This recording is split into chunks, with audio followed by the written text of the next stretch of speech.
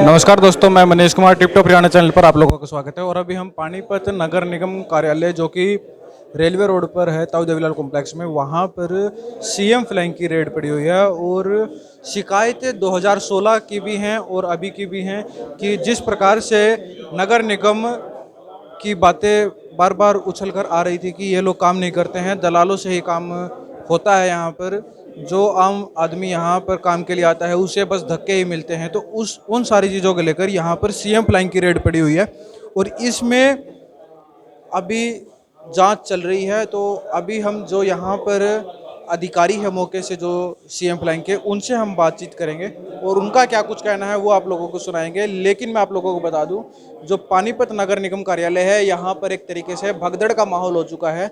हर कर्मचारी और अधिकारी के हाथ पैर फूले हुए हैं क्योंकि कहीं ना कहीं इन लोगों की जो विफलताएं हैं, जो बार बार पानीपत नगर निगम का दलालों के नाम से बड़ा फेमस है, यहाँ पर कोई भी काम करवाना है तो दलालों से काम, दलालों के माध्यम से ही काम होगा, ऐसे काम नहीं होगा जो यहाँ की जनता, पानीपत की जनता बार बार कहती आ रही है। तो अब ये देखने वाली बात होगी कि इस रेड से क्या कुछ निकलेगा। इससे पहले यहाँ पर जो कमल गुप्ता जो मंत्री हैं हरियाणा राज्य सरकार के, जो नगर निगम उनका विभाग है, उसमें वो भी एक बार आए थे, उन्होंने भी अपने तरीके से रेड मारी थी। तो उसके बाद भी कुछ स्थितियां सुधरी नहीं हैं। लेकिन आज यहाँ पर सीएम फ्लाइंग की रेड है तो देखने वाली बात होगी कि अब आगे होगा क्या।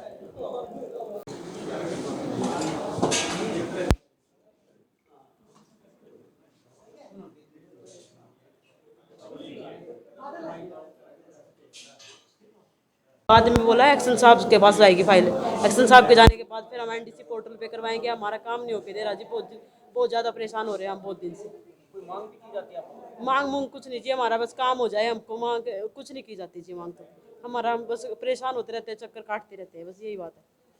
हाँ जी। हाँ जी, किस काम से आए थे आप यहाँ पे? प्रॉपर्टी आईडी के काम से आए थे जी।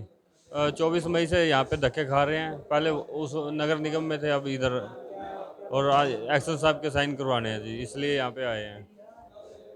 आज यहाँ पे सीएम फ्लाइंग की भी रेड पड़ी हुई है, आपसे बातचीत की है कि क्या काम है, किस लिए आए यहाँ पे? हाँ जी, हुई है बात, उनसे बोला हमने भी। 24 मई से हम धक्के खा रहे हैं यहाँ पे। किस काम के लिए आए हो? प्रॉपर्टी आईडी के। कहाँ से हो आप? तहसील कैंप भगत नगर, पानीपत से। कोई सुनवाई हो रही थी आपकी आज से? नहीं जी, आज सिर्फ सबके पास धक्के खाए हैं जी, सबके पास धक्के खाए हैं।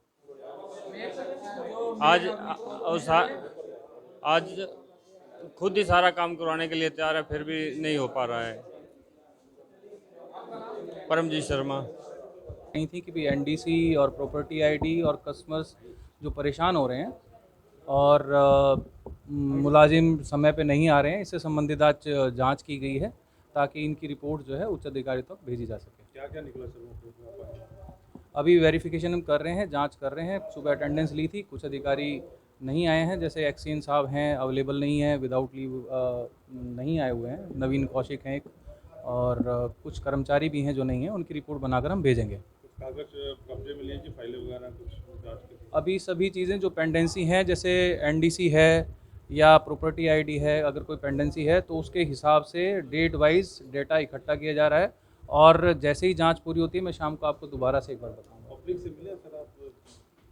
हमारी 2 टीमें बनी हुई हैं, एक जो दूसरी बिल्डिंग है उसमें भी टीम गई हुई है जहाँ पे पब्लिक विंडोज़ हैं, यहाँ से डेटा कलेक्ट कर रहे हैं और पब्लिक से भी मिल रहे हैं। अभी पब्लिक से एक लड़का आया था जिसकी एनडीसी कोई मार्च से ड्यू थी, हुई नहीं थी, जिसको संबंधित अधिकारी को बुलाकर उससे एनडीसी अभी तुरंत करवाकर हमने उसे फारिग किया है। सर कब से कब तक की जांच करेंगे आप लोग?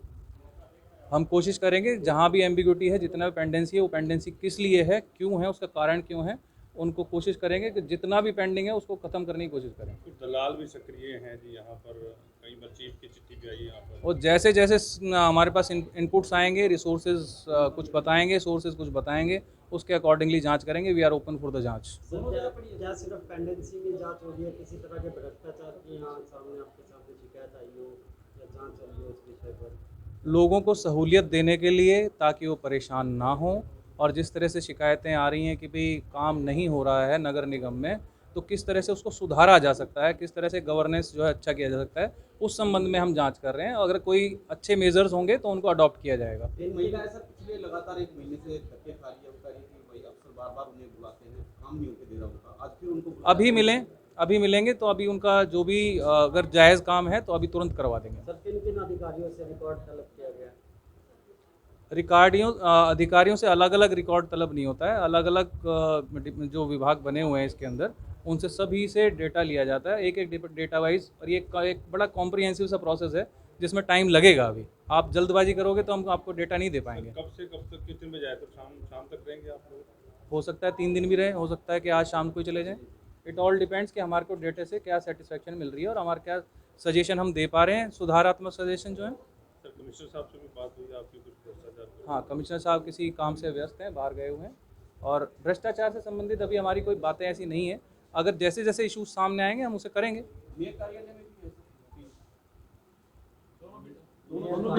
दूसरी बिल्डिंग में है हमारे पास, काम कर रहे हैं, वो भी अपना देख रहे हैं पब्लिक डीलिंग किस तरह से। वी आर अंडर वॉच कि हम भी हैं और हम देख भी रहे हैं कि किस तरह से काम चल रहा है। सर कितनी पुरानी शिकायतें हैं जो आपके पास आई हैं? देखो, सीएम विंडोज़ की शिकायतें भी हैं, 2016 तक की भी शिकायत यहाँ पे है, पर उनका कि किस लिए पेंडिंग है, कारण क्या है, वो चीज़ें भी एक बार देखनी पड़ती हैं।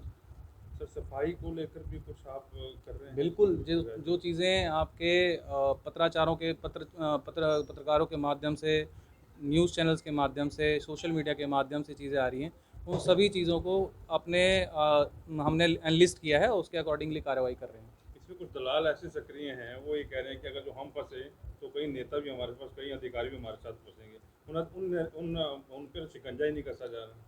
अभी फ़िलहाल इस जांच से संबंधित अगर आपका कोई सवाल है तो आप बात करें, अगर इससे रिलेटेड कुछ और आपने मुझे पूछा है तो आप मेरे से पूछें, अदरवाइज़ मेरी तरफ से खत्म है। सर अपना परिचय दें। मैं अजीत सिंह, मेरा नाम अजीत सिंह है, मैं करनाल रेंज में CID CM फ्लाइंग का चार्ज देखता हूँ। मेरे पास पानीपत, सोनीपत और करनाल 3 डिस्ट्रिक्ट्स हैं। जैसे कि आप लोगों को तस्वीरें नगर निगम कार्यालय से आप लोगों को दिखाई कि सीएम फ्लाइंग की रेड पड़ी हुई है, और वैसे ही एक व्यक्ति यहाँ नगर निगम कार्यालय में पानीपत से ही एक व्यक्ति आए हुए हैं, तो उससे हम बातचीत कर लेते हैं। क्या कुछ बात है, क्यों यहाँ पर आए हैं, क्या? हाँ जी भाई साहब, क्या काम है, क्यों यहाँ पर कार्यालय में आए? अपने बच्चों की फैमिली आईडी बनवाई थी, उसमें थोड़ा नाम का फ़र्क था, नाम ठीक कराने के लिए 1 महीने से मुझे परेशानी हो रही है। अब भी नाम में गलती थी, खिड़की में कहा, वो कहने लगे 2 बजे के बाद आना, तो अंदर बैठे नहीं थे। मैंने कहा चल कोई, मैं इधर साइड में खड़ा होकर फ्लैंक थी, मैं खड़ा हो गया, फिर मीडिया आई, तो फिर कुछ मेरे साथ आप बीती हुई है। मैंने कहा तो आप मेरी आवाज़ सुन रहे हो, वार्ड नंबर 8 का रहने वाला हूँ, अनिल बुद्धि राजा जी हूँ, समाज के प्रति जागरूक रहता हूँ और समाज के प्रति सेवा करता हूँ। और मैं शुरू से 14 साल की उम्र से और 53 की उम्र तक मैंने भाजपा का साथ दिया। और यहाँ पर जिस काम से आए थे आप, ये इसमें जो आपकी दिक्कत थी नाम में, तो कब आए थे, कब पहली बार आपने यहाँ पे अपना शिकायत करवाई थी? नहीं, जो काम था वो मैं कराने आया, वो काम ऑनलाइन से गलत अक्षर चढ़ गए, तो वो गलती ठीक हुआ था। ये 15 दिन पहले। इन्होंने 15 दिन बाद बुलाया, मेरा बेटा लेके गया, अब आया तो खिड़की में बोले ये 2 बजे के बाद आना, ये नाम ठीक कर देंगे। तो इनकी कोई गलती नहीं, गलती हो भी जाती है बड़ों बड़ों से, तो ये ठीक हो जाएगा। तो हमारे देश के प्रधानमंत्री जब पानीपत नरेंद्र मोदी जी आए, उन्होंने कहा बेटी बचाओ, स्वस्थ भारत मिशन, पेड़ पौधे लगाना, जो भी कहा, जल बचाना, वो सारे कार्य हम करते रहे। और मैं वार्ड नंबर 8 का रहने वाला हूँ, मेरे को भगवान ने बेटी नहीं दी, और मैं बेटी की धर्म की रक्षा करने वाला हूँ, इंसानियत का फ़र्ज निभाने वाला हूँ। जैसे कश्मीर में हाल हुआ, वो हाल वार्ड नंबर 8 में होने जा रहा है, वो वार्ड 8 में होने जा रहा है। वो परिवार यहाँ से कुछ समय के लिए बाद अब चला जाएगा, कुछ सामान ले गए, वो मकान छोड़कर चले जाएंगे। हो सकता है कि क्योंकि ये उछल पुछल हो रही है, कल युग है। मैं एक साधारण व्यक्ति हूँ, मैं वहाँ से नहीं जा सकता, और मेरे ऊपर जान से मारने का धमकी भी मिल चुकी है। मैं नाम नहीं लूँगा, हो सकता है कहीं मेरे को रास्ते में मरवा भी ना दें वो लोग। आप ये बोल रहे हो आप 8 साल से, और 53 साल आपकी उम्र हो गई है, 14 साल से 53 साल तक आपकी अब उम्र हो चुकी है, आप बीजेपी का दामन आपने थामा हुआ है और बीजेपी की सरकार है, ऐसे कौन मरवा देगा आपको? बिल्कुल, बीजेपी की सरकार में मैं MP साहब को भी कहा, उन्होंने मुझे पागल घोषित कर दिया। क्या बोल के पागल घोषित? इसके सिर पे चोट लगी है, ये थोड़ा मेंटल है। कब बोला ये आपको? जब MP साहब की आर्य कॉलेज में मीटिंग थी, मैंने लेटर भी दिया इनके शौचालय में जाके, जेब में डाला। ये मेरी बात को इधर से सुनकर इधर निकाल रहे हैं, क्योंकि जो सच्चा भगत होगा ना, सच्चाई के मार्ग पे चलेगा, इंसान का फर्ज निभाएगा, उसको लोग पागल ही घोषित करते हैं। फिर पानीपत के लोग ये भी बोलते हैं कि पानीपत नगर निगम में और पूरे पानीपत में भ्रष्टाचार का बोलबाला है या नहीं है? आप बीजेपी पार्टी से संबंधित हो, आप बताओगे। इतना भ्रष्टाचार है, इतना भ्रष्टाचार है, पिछली बार भी सरकार रही, जब भी भ्रष्टाचार है, अब भी देखो तो अब भी पूरा भ्रष्टाचार है। कौन कौन है इसमें शामिल, आपको क्या लगता है? शामिल तो सारे बड़े बड़े, जब तक राजा सही नहीं होगा, जब तक प्रजा सही नहीं होगी। राजा कौन है? राजा पानीपत के गद्दी पे बैठने वाले हैं। नाम क्या है? नाम तो सबको मालूम है, पानीपत के विधायक जी हैं, MP साहब हैं, नगर निगम के बड़े बड़े अफसर हैं। आम आदमी, गरीब आदमी आज भी सड़कों पे धक्के खा रहा है, उनका काम एक पैसा का नहीं होता बिना पैसे दिए। आज तो सीएम फ्लैंक की रेड पड़ी हुई है यहाँ पे। अब पड़ी, हमें खुशी हुई है, जो देश के प्रधानमंत्री जी अच्छा काम कर रहे हैं, योगी जी अच्छा काम कर रहे हैं, कम से कम उनकी शर्म करो, उनकी इतनी शर्म करो कि गरीब जनता को उठाओ, जनता को गिराओ मत, उनका हौसला बुलंद करो, उनके काम होने चाहिए। जिस सरकार ने, पब्लिक ने आपको चुना था, उस विश्वास के साथ पब्लिक के काम होने चाहिए। अभी आपने जो बीजेपी पार्टी के ऊपर इतने आरोप लगाए हैं, तो आप अभी भी बीजेपी पार्टी में हो या बीजेपी पार्टी छोड़ दी है? बीजेपी पार्टी, जिंदगी में भी झंडा नहीं उठाऊंगा, अपने बच्चों को राजनीति में कभी नहीं लाऊंगा। मैं आया हूं, मैं अपनी जिंदगी तो बर्बाद कर दी है, बच्चों को नहीं आने दूंगा। क्या नाम है आपका? अनिल बुद्धि राजा, कहाँ से हो आप? वार्ड नंबर 8 से। तो ये थे हमारे साथ अनिल बुद्धि राजा, जो कि वार्ड नंबर 8 से हैं और पानीपत नगर निगम में एक इनका काम है जो कि फैमिली आईडी में इनके बच्चे का नाम गलत तरीके से लिखा गया है, गलत टाइप हो गया है, उसको ये ठीक करवाने के लिए आए हैं। लेकिन इनकी जो सरकार से, और बीजेपी पार्टी मौजूदा पार्टी है इस टाइम पर, हरियाणा में भी उनकी सरकार है और केंद्र में भी उन्हीं की सरकार है बीजेपी पार्टी की, तो उनसे बड़ी शिकायतें हैं। इन्होंने गंभीर आरोप लगाए हैं जो पानीपत शासन और प्रशासन के ऊपर। अब इसमें देखने वाली बात यह होगी कि इसमें कितनी सच्चाई है और कितनी नहीं है। अच्छा, आज आप यहाँ पर नगर निगम कार्यालय में आए हो, किस काम से आए हो, क्या काम? सर, मैं लगभग 2 साल पहले मैंने यहाँ एक एप्लीकेशन दी थी कि मेरा टैक्स गलत है। इन्होंने मेरा कवर्ड एरिया अपने आप ही बढ़ा दिया। इनके किसी सरकारी दस्तावेज में मेरा 1,53,000 स्क्वायर फुट कवर्ड एरिया नहीं है। मेरा एक्चुअल कवर्ड एरिया जो अब भी ख़त्म हो चुका है, 16 तक में ख़त्म हो गया था, मैं इनको सारे प्रूफ दे चुका हूँ, वो 8,000 स्क्वायर फुट था। सन 16 तक का मैं टैक्स पे कर चुका हूँ, मैं इसको इनके सारे प्रूफ दे चुका हूँ कागज़ों समेत, मगर ये इस बात को नहीं मान रहे हैं। वहाँ मेरी एक बिल्डिंग थी दर्पण सिनेमा के नाम से, आज तक का इनके कागज़ों के हिसाब से भी एक्चुअल जो कवर्ड एरिया है वो 2-2.5 लाख रुपए के आसपास बनता है, मगर इन्होंने मेरे को जो मेरा जो टैक्स है वो लगभग 1,10,00,000 रुपए के आसपास का इन्होंने मुझे कागज़ भेज रखा है। ये मुझे 1-2 बार प्रॉपर्टी सील करने का नोटिस भी भेज चुके हैं। मैं जब इनके पास आता हूँ टैक्स ठीक करने के लिए, ये मेरे से हर बार के आप नई फाइल जमा कर दो। मैं 3 बार इनकी फ़ाइल जमा कर चुका हूँ, मेरे पास जमा की हुई फाइल के प्रॉपर नंबर है। कहाँ पर है आपकी प्रॉपर्टी? बरसत रोड पर। कब से? 2016 से सर सन 2016 के अंदर प्रॉपर टैक्स दे चुका हूँ। 2016 की बात है। हाँ, 16 तक का मैं प्रॉपर टैक्स पे कर चुका हूँ, मेरे पास टैक्स पे किए हुए के पूरे प्रॉपर कागज़ हैं। मगर 18-19 के अंदर मेरे पास एक फर्रा आता है कि आपका जो टैक्स बकाया है वो 80 लाख रुपए है। आपने पूछा कि ये 80 लाख रुपए किस हिसाब से है, कैसे है? सालाना कितना टैक्स आता था? हमारा सालाना टैक्स 16 तक आता था 50,000 रुपये से कुछ कम। कितनी जगह है वो आपकी? मेरी प्रॉपर जो सारी की सारी जगह है वो है 5680 गज जगह। नगर निगम ने कितनी जगह दिखा रखी है? नगर निगम ने जो मेरा टैक्स आता था वो कवर्ड एरिया 8,000 स्क्वायर फुट का आता था 16 तक का, और कवर्ड एरिया इतना ही था। 16 में एक बिल्डिंग थी वो मैंने ख़त्म कर दी थी, उसके प्रॉपर कागज़ हैं मेरे पास। तो इन्होंने पता नहीं क्यों मेरे 8,000 स्क्वायर फुट को बढ़ाकर 1,53,000 स्क्वायर फुट कैसे कर दिया। इसका प्रूफ ना तो नगर निगम दे पाएगा, ना मेरे पास इतनी जगह है। तो इसको लेकर आपने किस किस को शिकायत की है अभी तक? सर, मैं 3 शिकायतें लिखित में दर्ज कर चुका हूँ और तीनों शिकायतों के मेरे पास प्रॉपर नंबर हैं। किस किस को दिए? जो इनका जो मेन काउंटर होता है जहाँ शिकायत देनी पड़ती है, शिकायत देते हैं तो आपको एक नंबर दे देते हैं उस तारीख डालकर। किसी अधिकारी से, किसी जैसे मेयर है, डिप्टी मेयर है, डिप्टी सीनियर मेयर है, किसी से इस बारे में लेकर बातचीत हुई आपकी? सर, यहाँ पर नीचे जो एक दुष्यंत भट्ट साहब जी हैं, deputy senior mayor. Deputy senior mayor, मैं उनके पास कम से कम 10 बार गया।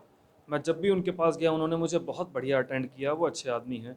वो जब भी मैं उनके पास जाता तो मेरी फ़ाइल जिसके पास भी होती, परवीन, रिंकू, रोमल, एक सरदार जी थे और एक डीएमसी सर है जिनके सफ़ेद सफ़ेद बाल हैं, इन्होंने इन सबको मेरे सामने कई कई बार बुलाया, मेरे सामने इनको हड़काया भी कि ये आदमी 2 साल से धक्के खा रहा है, आप इसका काम क्यों नहीं कर रहे हो। मेरे सामने तो वो लिख दिया करते थे कि ठीक है इसका टैक्स गलत है, इसका टैक्स ठीक किया जाए, मगर मेरे जाने के आधे घंटे के बाद वो फाइल फिर मंगा लिया करते थे कि नहीं ये कौन मंगा लिया करते थे? डीएमसी सर, नाम मुझे नहीं पता, उनके सफ़ेद सफ़ेद से बाल हैं, डीएमसी सर उनको सबके सब यहाँ बोलते हैं। यहाँ पर टैक्स सुपरिटेंडेंट सर हैं, वो ये कहते हैं कि पहले आप पुराना टैक्स सारा का सारा जमा करो जो आ चुका है, फिर आप एप्लीकेशन डालो कि आपका टैक्स गलत है। सर मेरा टैक्स 2-2.5 लाख के आसपास बनता है, मैं 1 करोड़ 10 लाख पहले जमा करूं और फिर इनसे रिक्वेस्ट करूं कि सर मेरा 1 करोड़ 7.5 लाख का टैक्स गलत है। तो आज यहाँ पर सीएम फ्लैंक की रेड पड़ी हुई है, आपसे उनकी बातचीत हुई है? उनसे आपने हुई कोई है, शिकायत वगैरह दी है उनको? मैंने उनको अपना वो आरटीआई दी है जिसके मैंने डाली थी कि हाँ मेरी तीनों एप्लीकेशन का बताओ कि आप लोगों ने क्या किया, तो उन्होंने मेरे को आश्वासन दिया है कि आप मेरे से थोड़ी देर में मिलिए, वो कुछ ना कुछ मेरी हेल्प करेंगे। अच्छा, इससे पहले आप काम क्या करते हो? मेरा हार्डवेयर का काम है, मैं इससे पहले टीसीएस में जॉब करता था, मगर सिर्फ ये गलत टैक्स की खबर सुनकर कि कहीं ऐसा ना हो कि मेरे पिताजी की पूरी प्रॉपर्टी सेल हो जाए, मुझे अपनी 60-70 हज़ार रुपये की नौकरी छोड़कर इस काम के लिए आना पड़ा। सरकारी काम को कंप्लीट करने के लिए मुझे अपनी प्राइवेट अच्छी खासी नौकरी छोड़कर आना पड़ा, वो काम भी मैं पिछले 2-2.5 साल से नहीं करवा पा रहा हूँ। पानीपत नगर निगम तो भ्रष्टाचार में फेमस है, दलाल बड़े सारे हैं यहाँ पर, कमीशन देके बड़े अच्छे तरीके से काम हो जाता है। क्या आपने 2 साल आपने धक्के खाए, आपने तंग हार के ये नहीं सोचा कि भाई कमीशन ही दे दे, कुछ भ्रष्टाचार जैसे दलाल है उनको उनका सारा लेकर काम करवा लिया जाए? 2 साल पहले एक जसवंत नाम का बिचौलिया मेरे पास आया था, अब उसका नाम जसवंत था क्या था मतलब ये भी मैं नहीं बता सकता। उसने मुझे कहा था कि सर, उसने मुझे खुद ही बताया कि आपकी फ़ाइल वहाँ पेंडिंग है और आपका 80 लाख से ऊपर का टैक्स आ चुका है, आपका मैं 10% लेकर टैक्स ठीक करवा दूंगा। टोटल अमाउंट का 10%? टोटल अमाउंट का। उस समय मेरी यहाँ बातचीत चल रही थी, मैं इन लोगों के विश्वास में था, मतलब मुझे लग रहा था कि ये लोग मेरे विश्वास में हैं, तो मुझे लगा मेरा काम हो जाएगा, मैंने उसको भगा दिया। मगर इस समय 2 साल से मैं धक्के खा खा के इतने बुरे तरीके से त्रस्त हूँ कि अगर वो बंदा मुझे फिर से मिल जाए तो मैं उसे इतने पैसे देकर भी काम करवा लूँगा। आपने उसको ढूंढने की कोशिश नहीं की क्योंकि आपका काम अटका हुआ है, आप 2 साल से सर धक्के खा मैंने रहे हो? उसको भगा दिया था, ना मैंने उसका नंबर लिया, ना मैंने उसके बारे में जाना था। अगर मैंने उसका नंबर लिया होता, अपना कार्ड देकर गया होता, मैं उसे डेफिनेटली कॉन्टैक्ट करता, क्योंकि ये नगर निगम काम नहीं करेगा। आपको क्या लगता है वही बंदा काम करेगा? सर मुझे काम करवाना है, वो कर दे या नगर निगम कर दे, क्योंकि मैं 2 साल से धक्के खा कर इससे फालतू का नुकसान कर चुका हूँ। अगर वो पैसे लेकर काम कर देता तो शायद मैं उससे फालतू कमा चुका होता। बीजेपी सरकार तो ईमानदारी का डंका बजाती है, जीरो टॉलरेंस की बात करती है, सबका साथ सबका विकास की बात करती है। आपके पानीपत से ही करनाल के लोकसभा सांसद हैं संजय भाटिया, विधायक खुद बीजेपी से हैं, प्रमोद भी पानीपत ग्रामीण विधायक खुद बीजेपी से हैं। क्या आप उनके पास नहीं गए कभी? मैं दुष्यंत भट्ट जी के पास गया था, मेरे ख्याल वो भी बीजेपी से ही हैं। हाँ जी बिल्कुल। तो मैं जब भी उनके पास गया उन्होंने मुझे बहुत अच्छा अटेंड किया। अच्छा, आपको लगा नहीं कि उन नेताओं के पास जाने की जरूरत है, यहीं से काम हो जाएगा, आपको ऐसा लगा? उन्होंने मुझे अच्छा अटेंड किया, मगर यहाँ के जो नगर निगम के बंदे हैं यही काम नहीं कर रहे हैं, क्योंकि उन्हें मेरे सामने बंदों को बुलाया, हड़काया। तो मैं भट्ट साहब को तो गलत नहीं कह सकता, बीजेपी को गलत नहीं कह सकता। आज भी अगर रेड पड़ी है तो बीजेपी नहीं पड़वाई है, सीएम विंडो से लोग आए हैं, तो इसमें हम पार्टी को तो गलत नहीं कह सकते, नगर निगम के लोग ही गलत हैं। इनके ऊपर मतलब शिकंजा नहीं है सरकार का? शिकंजा नहीं है, ऐसा ही कह सकते हैं। आपका नाम? तपन गुप्ता। कहाँ से हो? मैं बरसत रोड से हूँ, वार्ड नंबर? Ward number 3। जैसे कि आप लोगों ने सुना, कोई तपन गुप्ता नाम का लड़का वार्ड नंबर 3 से बरसत रोड से, और दर्पण सिनेमा का उसका मामला था प्रॉपर्टी टैक्स का, उसको लेकर जो मौजूदा जो डिप्टी सीनियर मेयर हैं दुष्यंत भट्ट, उनके पास भी आया, वो 3-4 बार आया, लेकिन उसकी समस्या का हल नहीं हुआ। तो अभी हम जो डिप्टी सीनियर मेयर हैं उनसे हम बातचीत कर लेते हैं, क्या कुछ पूरा मामला है, क्या इन्होंने स्टडी किया, क्या कुछ मिला। सर नमस्कार। जी नमस्ते। क्या कुछ पूरा मामला है सर ये, क्योंकि ये तपन गुप्ता आज सीएम फ्लैंक की भी रेड पड़ी हुई है पानीपत नगर निगम में, उन्होंने वहां पर भी अपनी शिकायत दी है, पूरा मामला क्या है ये दर्पण थिएटर का मैटर है। दर्पण थिएटर किसी ज़माने में बहुत पॉपुलर थिएटर था, यहाँ पर लोग सिनेमा देखने जाया करते थे। तो बाद में उस दर्पण थिएटर को समाप्त करके वहाँ पर कुछ एरिया के अंदर कॉमर्शियल एक्टिविटीज़ हुई थी, कुछ सड़कें भी बना दी गई थी। तो एक ऐसा विषय था, लेकिन उसका जो टैक्स ड्यूज़ थे, तो वो टैक्स ड्यूज़ के लिए सभी वो कंसर्न ऑफिसर्स को मैंने बुलाया था और उस मामले को हल करने के उनको कहा था भी इसको प्रायोरिटी के आधार पर हल करें। तो हल करने जिन ऑफिसर्स की, जिन कर्मचारियों की ड्यूटी लगाई थी, बाई चांस वो ट्रांसफ़र हो गई, फिर उसके बाद नए ऑफिसर्स आ गए, नए क्लर्क आ गए। तो स्वाभाविक है ट्रांसफरों के कारण, तबादलों के कारण दिक्कत तो होती है, लेकिन काम में देरी होती है। और लेकिन इतनी देरी इस काम में नहीं होनी चाहिए थी, क्योंकि इसको सारा कैलकुलेट कर लिया गया था, सारी बात होगी थी। उसके बाद भी अगर कोई अधिकारी या कर्मचारी इस मामले में दोषी है तो उसके खिलाफ सरकार को लिखा जाएगा। अब इसमें रिजल्ट क्या निकला? अब कुछ फाइनल रिजल्ट निकला है या ऐसे ही अभी पेंडेंसी में है? नहीं, अभी मेरी जानकारी में इस विषय नहीं है, मेरे पास ये आया जरूर था, मैंने उनको बोल दिया था करने के लिए इसको। अब वो अभी तक नहीं हुआ तो ये जांच का विषय है, और इसमें हम देखेंगे भी इसमें जो भी रिस्पॉन्सिबल है उसके खिलाफ हम कार्रवाई करेंगे। तो ये थे हमारे साथ जो पानीपत नगर निगम के जो डिप्टी सीनियर मेयर हैं दुष्यंत भट्ट, उनसे हमारी बातचीत हुई है। जो तपन गुप्ता का जो ये मामला था, जो दर्पण थिएटर के नाम से जो उनकी प्रॉपर्टी है, उसमें जो प्रॉपर्टी टैक्स बनता है उसको लेकर वो इशू है और काफ़ी पुराना इशू हो गया ये। तो इसके लिए हमने अभी जो डिप्टी सीनियर मेयर है दुष्यंत भट्ट, उनसे हमारी बातचीत हुई है। और पल पल की अपडेट्स के लिए जुड़ रहे हैं मनीष कुमार पानीपत से।